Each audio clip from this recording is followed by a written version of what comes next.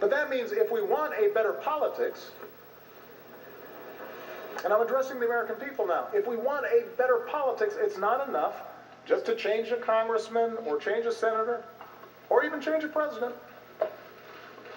We have to change the system to reflect our better selves. I think we've got to end the practice of drawing our congressional districts so that politicians can pick their voters and not the other way around. Let a bipartisan group do it.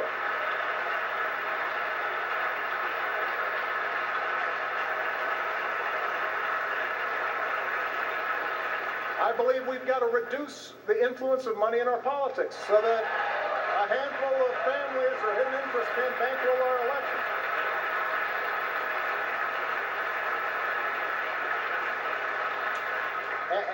And if our existing approach to campaign finance reform can't pass muster in the courts, we need to work together to find a real solution. Because it's a problem. And most of you don't like raising money. I know. I've done it.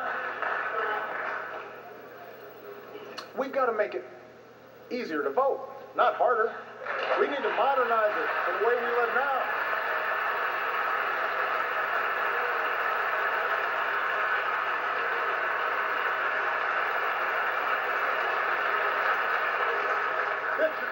This is America. We want to make it easier for people to participate. And over the course of this year, I intend to travel the country to push for reforms that do just that. But I can't do these things on my own. Changes in our political process, in not just who gets elected, but how they get elected, that will only happen when the American people demand it. It depends on you. That's what's meant by a government of, by and for the people.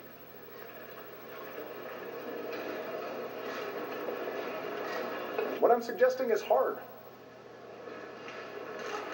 It's a lot easier to be cynical, to accept that change is not possible. And politics is hopeless. And the problem is, all the folks who are elected don't care. And to believe that our voices and our actions don't matter. But if we give up now, then we forsake a better future. Those with money and power will gain greater control over the decisions that could send a young soldier to war, or allow another economic disaster, or roll back the equal rights and voting rights that generations of Americans have fought, even died to secure.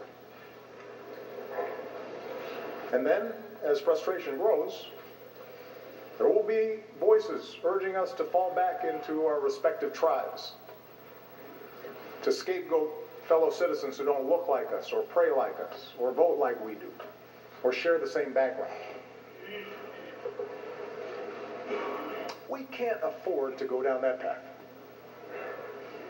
It won't deliver the economy we want. It will not produce the security we want. But most of all, it contradicts everything that makes us the envy of the world. So my fellow Americans, whatever you may believe, whether you prefer one party or no party, whether you supported my agenda or fought as hard as you could against it, our collective futures depends on your willingness to uphold your duties as a citizen, to vote, to speak out, to stand up for others, especially the weak, especially the vulnerable, knowing that each of us is only here because somebody, somewhere, stood up for us.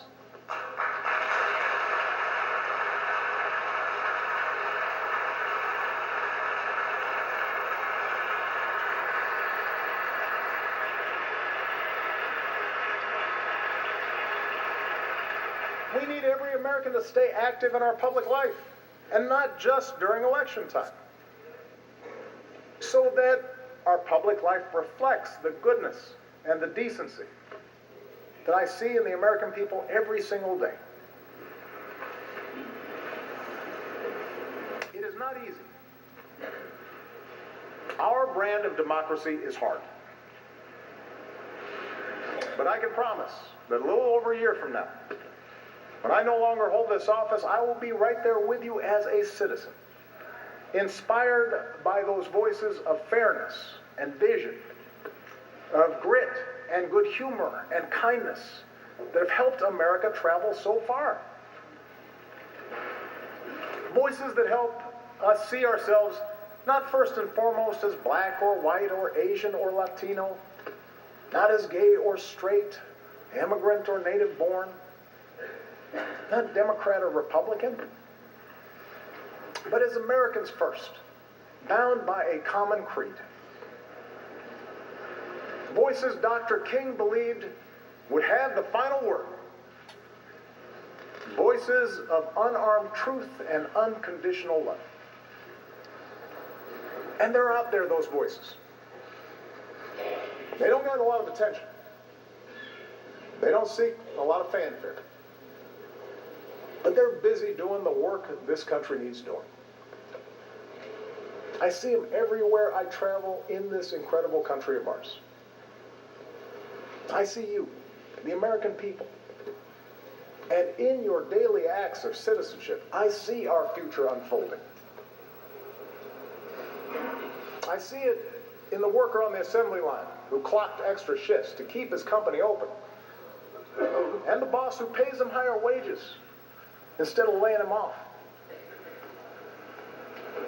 I see it in the dreamer who stays up late at night to finish her science project, and the teacher who comes in early, maybe with some extra supplies that she bought because she knows that that young girl might someday cure a disease.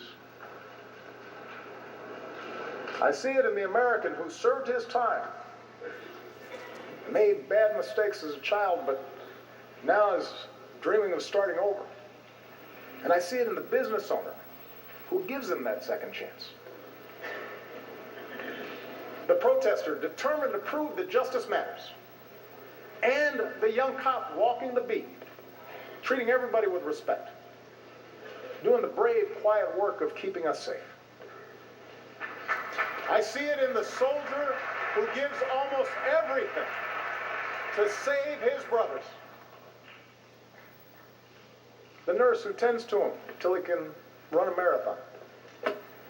The community that lines up to cheer him on. It's the son who finds the courage to come out as who he is. And the father whose love for that son overrides everything he's been taught. I see it in the elderly woman who will wait in line to cast her vote as long as she has to. The new citizen who casts his vote for the first time. The volunteers at the polls who believe every vote should count. Because each of them, in different ways, know how much that precious right is worth. That's the America I know. That's the country we love. Clear-eyed, big-hearted, undaunted by challenge, optimistic that unarmed truth and unconditional love will have the final word. That's what makes me so hopeful about our future. I believe in change because I believe in you, the American people. And that's why I stand here as confident as I have ever been that the state of our union is strong. Thank you. God bless you. God bless the United States of America. President Obama ending with the